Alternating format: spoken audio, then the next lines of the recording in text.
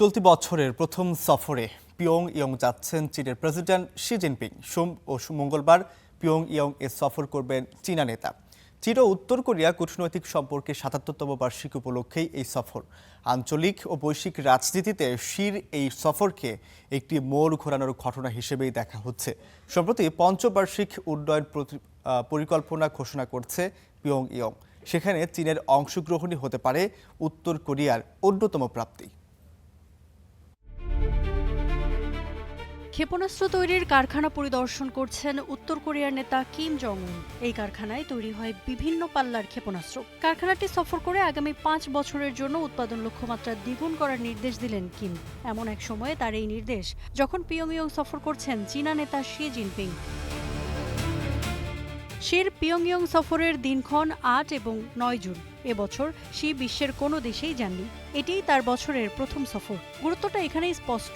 বিশ্বের কাছে একঘরে উত্তর কোরিয়া, চীনের কাছে পরম বন্ধু। সফরে দুই দেশের ঐতিহ্যবাহী বন্ধুত্বে নতুন গতি সঞ্চার করবে, এতে সন্দেহ নেই।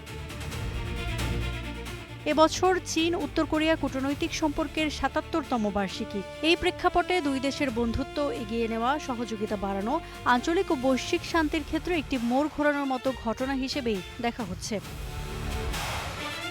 বিশ্লেষকরা বলছেন সফরটি এ কারণে গুরুত্বপূর্ণ যে এটি পিয়ংইয়ংকে আবারও চীনের প্রভাব বলয়ে ফিরিয়ে আনার একটি প্রচেষ্টা।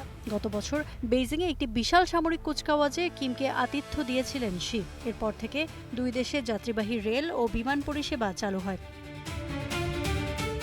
শির এই আগমন কিম জং এর নেতৃত্বেরও একটি বড় ঘটনা। তিনি রাশিয়ার সঙ্গে সামরিক ও বাণিজ্যিক সম্পর্ক ঘনিষ্ঠ করেছেন। রাশিয়ার পক্ষে ইউক্রেনের সেনা পাঠিয়েছেন। জাতিসংঘের নিষেধাজ্ঞা উপেক্ষা করে পারমাণবিক সক্ষমতা বাড়িয়েই চলেছেন। শির আগমনকে ঘিরে গেল শনিবার একটি ডেস্ট্রয়ারও উন্মুক্ত করেছেন কিম জং উন এবং পিয়ংইয়ং যে একটি পারমাণবিক শক্তিধর দেশ সেটি আবারও জানান দিয়েছেন। এর আগে ২০১৯ সালে শিকে অত্যন্ত জাঁকজমকপূর্ণ আয়োজনে স্বাগত জানিয়েছিলেন কিম। হাজারো মানুষ শির মুখ ও চীনের পতাকায় নিজেদের সাজিয়ে লাভ চায়না গানটি গেয়েছিল। তবে পিয়ংইয়ংয়ের পারমাণবিক অস্ত্র নির্ভরতা নিয়ে বেইজিংয়ের কিছু আপত্তিও ছিল। বেইজিং প্রকাশ্যে পিয়ংইয়ংয়ের পারমাণবিক পরীক্ষার বিরোধিতা করেছিল। সম্প্রতি একটি পঞ্চবার্ষিক উন্নয়ন পরিকল্পনা ঘোষণা করেছে পিয়ংইয়ং। এই সময়ে দেশের পর্যটন ও আবাসন শিল্পকে এগিয়ে নিতে চান কিম।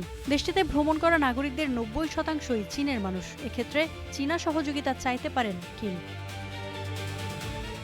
ইফফাতিরা, star news.